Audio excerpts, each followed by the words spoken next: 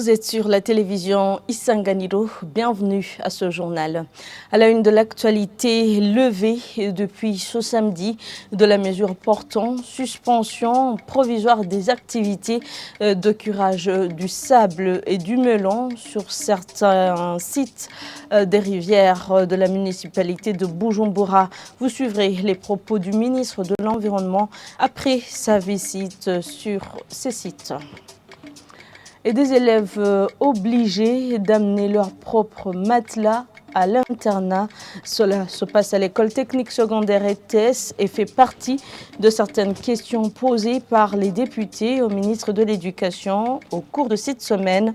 Dans ce journal, vous suivrez la réponse du ministre de l'Éducation face à cette question. Les détails, c'est après une courte pause.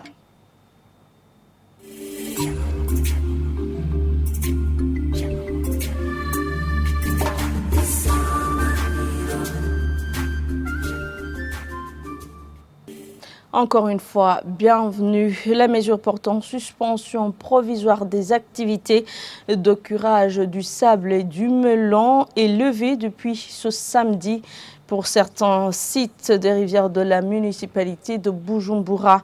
Dans un point de presse animé par le ministre ayant l'environnement dans ses attributions ce samedi, après la visite de certains de ces sites, Prosper Dodico explique que la nouvelle mesure ne concernait pas tous les sites d'extraction pour des raisons de protection des rivières.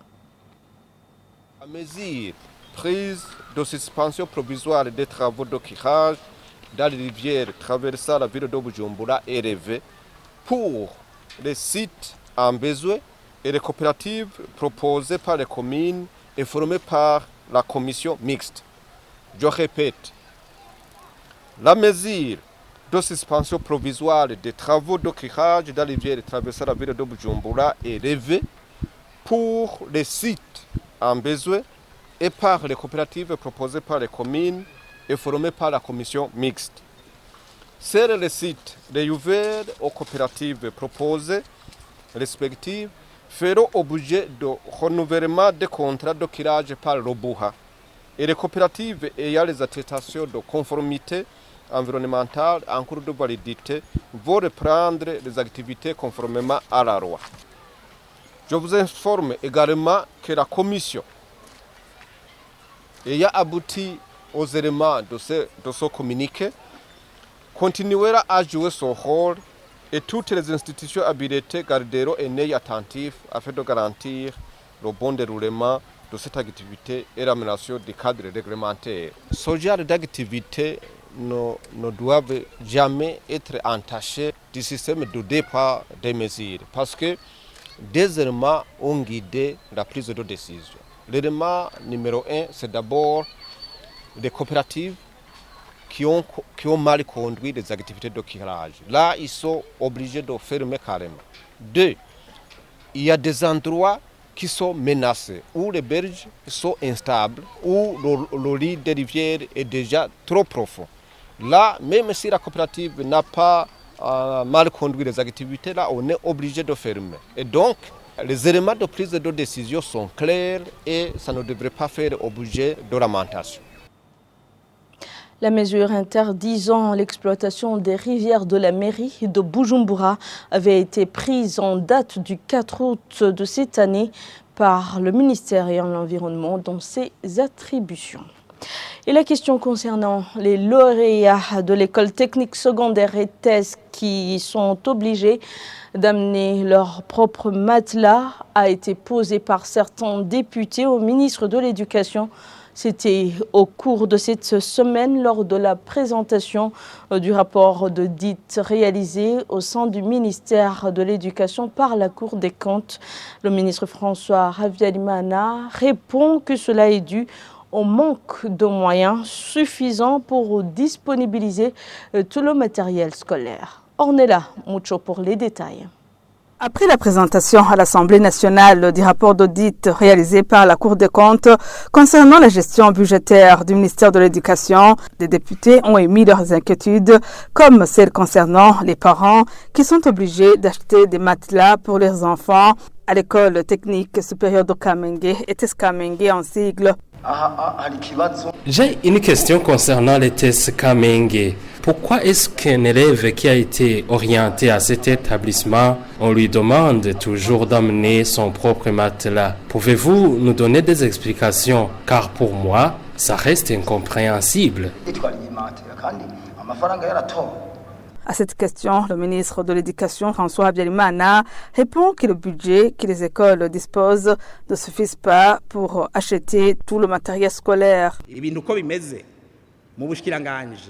nta buryo buhagije bwo kugura imatera koko zikwiye dans ce coup. Au sein de notre ministère, nous faisons face au manque de moyens. On ne peut pas acheter tous les matelas d'un seul coup. Malheureusement, les députés ne participent pas dans les échanges budgétaires. Souvent, on rentre les nerfs tendus. On peut lister tous les besoins, le budget nécessaire, et les soumettre au ministère des Finances. Et ce dernier répond que c'est impossible, raison pour laquelle on est obligé de demander un appui.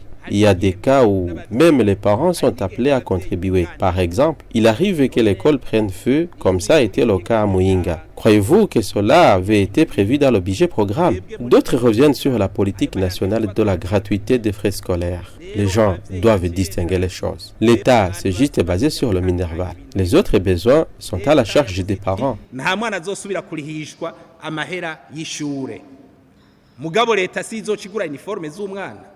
Leta sizocigura ikirato c'umwana iyo ni responsabilité y'umuvyeyi. Une autre question soulevée par certains députés est liée au manque de bons pupitres à certaines écoles. Le ministre Habyarimana revient toujours sur le budget insuffisant au moment où les besoins sont énormes. Il précise que le ministère a pris l'option d'échelonner les achats sur plusieurs années. Avant l'année passée, twaguze intebe haburamo gato zihakwa gushika ibihumbi ijana haburamwo gato. Intebe burya a moyenne tuyigura ku bihumbi 50 a moyenne. Avant l'année passée, nous avons acheté à peu près 100 000 bancs pupitres et on avait un budget de 5 milliards. Un seul banc pupitre est acheté à 50 000 francs bout, peut varier d'une province à une autre. Nous avons également acheté des bancs pupitres tournant autour de 20 000 et cela dépend du budget. Alors que nous avons besoin de 500 000 bancs pupitres. Selon vous, combien de temps prendra-t-il pour que cette question soit vidée? Budget turonka tugura intebe ibihumbi 200 ku mwaka dukeneye ibihumbi amajana 5. Ni simple calcul. Mwumva hazoca imyaka ingahe kugira ngo ikibazo c'intebe tugitorere umuti. Une autre précision donnée par son ministre concerne le manque d'enseignants, d'où avec la nouvelle politique salariale, seulement moins de 600 enseignants ont été recrutés au moment où les bénévoles se comptent à 8 389. Cette question pourra être définitivement résolue dans 12 ans, conclut-il. Le ministre de l'Intérieur, Martin Niteretse, déplore qu'il y a des gens qui ont gagné des marchés pour la fourniture des bons pupitres dans les communes, mais qui n'ont pas encore honoré leur contrat depuis l'année passée. Les propos ont été tenus cette semaine. C'était lors de la réunion avec les intervenants dans le domaine de la sécurité publique. Martin Niteretse a appelé les gouverneurs à collaborer avec les directeurs communaux de l'éducation afin de régler ce genre de problème.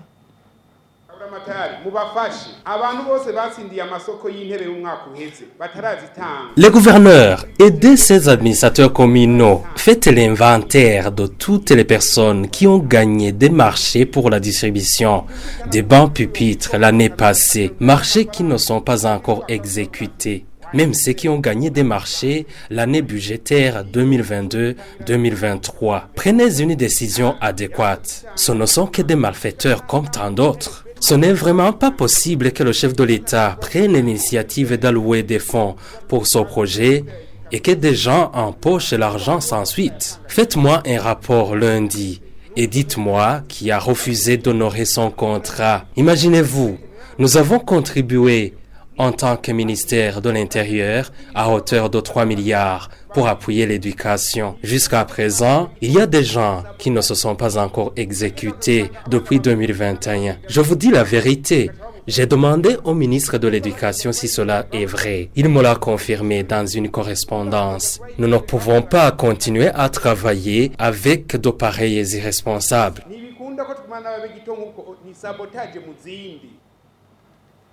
En actualité internationale, la bande de Gaza fait face à une crise humanitaire sans précédent, alors que le nombre de victimes ne cesse d'augmenter. Plutôt, les hôpitaux se retrouvent débordés et désespérément démunis, incapables de répondre à l'afflux continu des blessés. Images et commentaires de nos confrères d'Euronews. Alors que le nombre de morts ne cesse d'augmenter à Gaza, pour les blessés, la situation est désastreuse. Entre l'afflux continu de blessés, le manque d'équipement et d'électricité, les hôpitaux de l'enclave palestinienne sont débordés et désespérément démunis. Les ambulanciers affirment que les frappes israéliennes ont rendu quasi impossible le transport des blessés. عدم مقدرتنا على إخلاء المرضى بسبب استمرار القصف وإيقاف التنسيقات بالكامل. يعني حتى هذه اللحظة 4 شهداء هذا اليوم.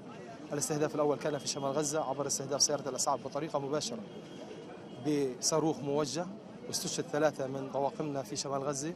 واليوم بعد الحصول على تنسيق عبر الصليب الأحمر لإخلاء شهداء من شرق مدينة غزة تفاجأنا بإطلاق نار عبر قناص إسرائيلي.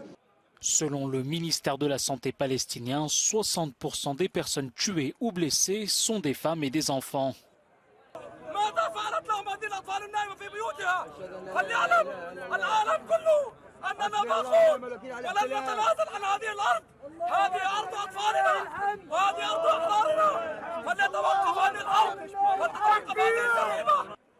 L'ONU, l'OMS et de nombreuses ONG réclament des couloirs humanitaires pour acheminer de l'aide, mais aussi pour mettre à l'abri les civils qui tentent de fuir les bombardements israéliens. Et voilà, c'est par ici que prend fin ce journal. Merci à tous de l'avoir suivi. Merci également à l'équipe technique et à l'équipe de la rédaction qui m'ont permis de le réaliser. Bonne suite des programmes avec la télévision Isanganiro et bon week-end.